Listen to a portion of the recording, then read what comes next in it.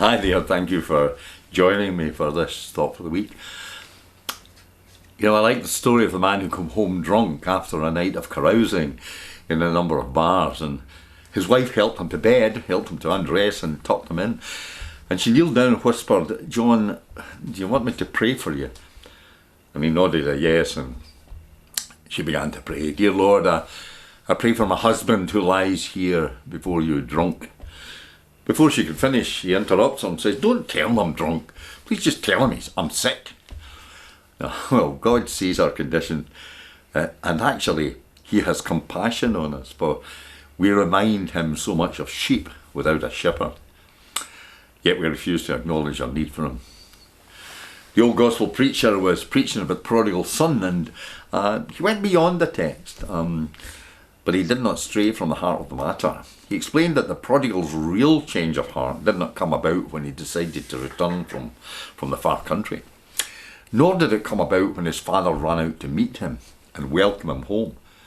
The real change of heart came some days later when he looked at his father, and the prodigal realised in a flash that his father's hair had turned grey since he had gone away.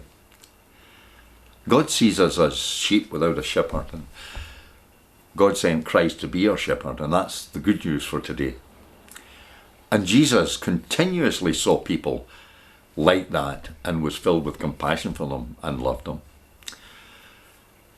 You know, in life's journey, you meet a lot of people for whom things are never right, who constantly complain about every triviality. I kind of like the story of the wee boy who was trying to raise some money by collecting old bottles, going door to door in his neighbourhood, and when he came to the house of a woman who was well known as being the town moaner, he said, "Do you have any Coca-Cola bottles?" "No," she said with a scowl. Then he said, "Do you have any whiskey bottles?" "Young man," she replied, "do I look like the type of person who would have old whiskey bottles?" The wee boy studied her for a moment, and then he said, "Well, do you have any old vinegar bottles?" Isn't it tragic that people go through life so negative, so sour, so bitter?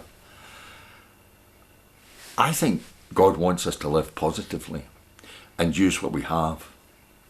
I love the story about the two hunters called Sam and Bill. They lived in Canada and heard that the Canadian government was offering 5,000 Canadian dollars for each wolf that was captured alive. So they travelled to the Rockies and began looking for their prey. And one night, as they were exhausted, they fell asleep in their tent. A few hours later, Sam awoke, suddenly to see that they were surrounded by 50 snarling, vicious wolves. And Sam nudged his pal and said, "Wake up, Bill. We're rich. We're rich." What an attitude of expectancy. Well, maybe all of us should have a wee go at being the same. Again, thank you for joining with us, and God bless you this week and always.